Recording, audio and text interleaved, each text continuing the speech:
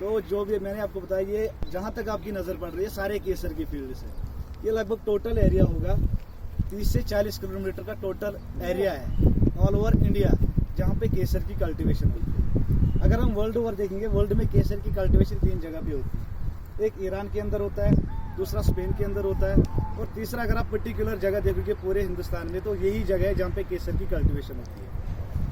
लेकिन यहाँ की जो केसर है ना, वो वर्ल्ड की बेस्ट क्वालिटी मानी जाती है। वो इसलिए मानी जाती है, यहाँ की जो केसर है वो नेचुरल है। यहाँ के केसर में कोई कोई फर्टिलाइजर्स यूज़ नहीं होते, कोई पेस्टिसाइड यूज़ नहीं होते, यहाँ तक कि यहाँ के केसर में काउडन भी यूज़ नहीं होता। दूसरी बात, यहाँ का केसर जो है उसमें सबसे ज़्यादा प्रोटीन्स भी रहते हैं 13.34, इसलिए जो यहाँ की केसर है वो वर्ल्ड की बेस्ट क्वालिटी मानी जाती है। सेकंड नंबर पे आता है स्पेन का, और थर्ड नंबर पे आता है ईरान का। ईरान का इसलिए लास्ट नंबर पे आता है, ईरान का केसर जो होता है वो हाइब्रिड रहता है। वो यहाँ से 10 गुना क्वांटिटी में ज़्यादा उगाती है केसर, क्योंकि वो वहाँ पे फर्टिलाइजर्स पेस्टिसाइड यूज़ करती है, इसलिए वहाँ का केसर जो होता है हाइब्रिड रहता है, इनऑर्गेनिक। ये केसर जो होता है ये ऑर्गेनिक होता है। अभी जो आप ये फील्ड्स देख रहे हैं, इन फील्ड्स के अंदर एक बीज डली है। ये जो नीचे है ना ये बेड, इस बेड के अंदर बीज डली है। बीज जैसे होता है ना गार्लिक, कांदा लहसुन जिसको आप बोलते हैं, उसी टाइप का बीज सीड रहता है केसर का, उसको हम बल्ब कहते हैं। वो बीज हम सितंबर के महीने में ज़मीन के अंदर डालते हैं। अगर हमने इस साल डाला, फिर हम 10 साल 8 साल के लिए दोबारा नहीं डालते। एक साल हमने वो डाला, 10 साल 8 साल के लिए वो ज़मीन के अंदर ही रहता है। खाली हमें साल में ये करना है, ये जो वीड आ रहा है ये निकालना है, और ज़मीन को 2 या 3 बार साल में टिलिंग करना होता है। टिलिंग इसलिए होती है, मार्च से लेकर सितंबर तक जो बीज इस ज़मीन के अंदर है वो डोरमेंट है, जितना हो सके वो हमें ड्राई रहना चाहिए। इसलिए हम ज़मीन को टिलिंग करते हैं, अंदर का जो मॉइस्चर होगा, ह्यूमिडिटी होगा, सारा बाहर निकलना चाहिए। बीज हमें सितंबर तक पूरा ड्राई रहना चाहिए। सितंबर के बाद जब हम बीज डालने के बाद ये राइजेस बेड्स बनाए जाते हैं। बेड्स इसलिए बनाए जाते हैं, अगर बारिश ज़्यादा हो जाए तो पानी ड्रेन आउट होना चाहिए। दूसरा बेनिफिट ये मिलता है बेड्स बनाने का, जिस टाइम फ्लावरिंग का सीजन होता है, ये जो है ना ये बीच वाला, ये हमें बनता है रास्ता चलने का, क्योंकि इस बेड के ऊपर फ्लावर होते हैं, तो इसलिए ये बेड्स बनाए जाते हैं। अभी जो ये बेड देख रहे हो, इन बेड के अंदर बीज डली हुई है। सितंबर तक को ऐसा ही रहेगा, खाली हमें सितंबर तक इसमें 2 या 3 बार टिलिंग करनी है।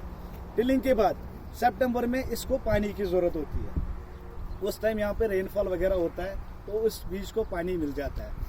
जो बीज ज़मीन के अंदर होता है ना, सितंबर के महीने के अंदर ही उस बीज के अंदर जान आ जाती है, वो ग्रोइंग सीजन में चला जाता है। सितंबर के बाद अक्टूबर, 21 अक्टूबर से स्टार्ट होता है। जो केसर का एक्चुअल सीजन होता है वो 21 अक्टूबर से स्टार्ट होता है। 21 अक्टूबर में अगर आप ये फील्ड देखोगे, खाली आपको मिट्टी मिट्टी दिखेगी, बेड्स होंगे, घास वगैरह कुछ नहीं होगा। उसी बेड से, उसी मिट्टी के बेड से 21 अक्टूबर में जो ज़मीन के नीचे बीज होता है ना, उसी बीज से ज़मीन के ऊपर पहले स्टाइल निकलेगी, उसके बाद पेटल्स निकलेंगे, उसी के अंदर एंड्रोशम होगा और गाइनेशियम होगा। ये टोटल फ्लावर होता है। 3 या 4 दिन में वो बड़ा हो जाता है, ज़्यादा बड़ा नहीं होता, 3 इंची का या फिर 4 इंची का फ्लावर होता है बड़ा। उसी फ्लावर को हम प्लग करके घर पे ले जाते हैं। फिर हम यहाँ पे 3 या 4 दिन के बाद दोबारा विजिट करेंगे। उसी बल्ब ने तब तक नया दिया होगा। एक बल्ब जो ज़मीन के अंदर होता है, इसका सीजन रहता है 21 अक्टूबर से लेकर 10 या 15 नवंबर तक। इस सीजन में एक बल्ब 3 बार भी फूल दे सकता है, 4 बार भी फूल दे सकता है। प्लकिंग के बाद जो फूल हम घर पे ले जाते हैं, फिर सॉर्टिंग रहती है उसकी घर पे। जो केसर का फूल होता है वो टोटल में 3 पार्ट का होता है। पहला पार्ट होता है इसके पेटल्स, वो वायलेट कलर के होते हैं, पर्पल कलर के। वो एक फूल में 6 होती है, उसको हम हाथ से सेपरेट करेंगे, वो वेस्टेज है। उसके बाद उसके अंदर 2 पार्ट जो मैंने बताया, एंड्रोशियम और गाइनेशियम, मेल और फीमेल। जो मेल पार्ट होता है वो एक फूल के अंदर 3 होता है, उसका कलर येलो रहता है। उसको भी हम हाथ से सेपरेट करेंगे। वो थोड़ा बहुत परफ्यूम में यूज़ होता है, या फिर जो साबुन वगैरह बनता है, सोप्स वगैरह, उसमें यूज़ होता है। जो लास्टली बचता है गाइनेशियम पार्ट, यानी कि फीमेल पार्ट, वो भी एक फूल के अंदर 3 होती है। उसी पार्ट को हम सेपरेट रखेंगे। इनसाइड द रूम उसी को ड्राई करते हैं, वही रेडी है केसर। उसका कलर रेड होता है, उसी पार्ट को हम केसर कहलाएंगे। बाकी जो फ्लावर रहता है वो सारा वेस्टेज ही है, उस पार्ट को हम केसर कहते हैं। जो गाइनेशियम पार्ट है वही फीमेल पार्ट, उसी को हम केसर कहते हैं। अगर हम ऐसे 120 से लेकर 150 फूल एक एक करके हाथ से काटेंगे, तब हमें 1 ग्राम केसर जमा होती है। हर 1 ग्राम के लिए हमें 120 से लेकर 150 फूलों की क्वांटिटी चाहिए होती है, तब हमें 1 ग्राम केसर जमा होती है। हर एक फूल एक समान रहता है, हर एक फ्लावर का साइज ऑलमोस्ट एक ही रहता है। हर एक फूल के अंदर गाइनेशियम की 3-3 पत्तियां होती है। इसलिए केसर में कोई क्वालिटी या ग्रेड नहीं होता, केसर एक ही होता है, या केसर रहेगा या फिर टोटल फेक रहेगा। अभी अडल्ट्रेशन भी आ रही है, वो भी मैं आपको बताऊंगा। केसर अगर आपने किसी भी जगह केसर देखना है तो कोई आपको बोलेगा ये फर्स्ट ग्रेड है या फिर ए क्वालिटी बी क्वालिटी, समझो वो आपको सही केसर नहीं दिखा रहा है। केसर एक ही होता है, मैंने बताया हर एक फूल के अंदर 3 ही होती है, हर एक फ्लावर एक ही साइज का रहता है, इसलिए केसर में कोई क्वालिटी या ग्रेड नहीं होता। अगर आप केसर कहीं पे भी मार्केट में देखोगे, मैंने पहले ही बताया वर्ल्ड में खाली 3 ही प्लेस पे केसर की कल्टीवेशन होती है, और क्वांटिटी भी आप देखो क्वांटिटी कितनी निकलती है। 1 हेक्टेयर यानी कि 2.5 एकड़ जमीन आप लोगे, उसमें ज़्यादा से ज़्यादा 400 से 450 ग्राम केसर टोटल आती है। लैंड रेयर है, क्वांटिटी इतनी कम निकलती है, लेकिन मार्केट में इतना सारा केसर अवेलेबल है, कहाँ से आ रहा है? अभी अगर आप देखोगे 80% केसर अभी मार्केट में जो है टोटली फेक है। 10% केसर ऐसा आ रहा है जिसके अंदर अडल्ट्रेशन होती है, 10% केसर सही मिल रहा है। मैं आपको 2-4 पैरामीटर्स बताऊंगा जिससे आप क्वालिटी कहीं पे भी चेक कर सकते हो। पहली बात, जब आप केसर को देखोगे उसको पहले स्ट्रक्चर वाइज चेक करो, उसका स्ट्रक्चर कैसा होता है। 2-4 पत्ती अपने हाथ में रखो, उसका स्ट्रक्चर जो होता है वो बिल्कुल स्नैक की तरह होता है। जैसे सांप का हेड मोटा होता है, वैसे केसर का जो फ्रंट साइड है वो मोटा रहेगा, जितना हम पीछे जाएंगे उतना वो पतला पतला होता जाएगा। ये पहली बात होती है केसर को पहचानने की। दूसरी बात क्या होती है, केसर जो होता है ना वो कलर में डार्क रेड का रहता है, लेकिन जो इसका एंड होता है बाकी की पत्ती से हल्का सा लाइट रेड रहता है या फिर येलो पार्ट का रहेगा। आपने वो मक्की का घास देखा होगा, कॉर्न या फिर पेपर, उसका केसर बनाते हैं पेंट चढ़ा के, लेकिन अगर हमने उसके ऊपर पेंट चढ़ाया उसका जो टेल एंड है वो भी वैसा ही हो जाएगा जैसे हम आगे पेंट चढ़ाएंगे, वो सारी पत्ती एक जैसी हो जाएगी। जो केसर होता है वो आगे डार्क रेड रहता है, लेकिन जो एंड होता है इसका वो लाइट रेड होना चाहिए। केसर अगर आप पानी या दूध में पूरा दिन भी सोक करने के लिए डालोगे, केसर की पत्ती जो पानी या दूध में डलेगी वो डिजोल्व नहीं होनी चाहिए, मतलब वो घुलनी नहीं चाहिए।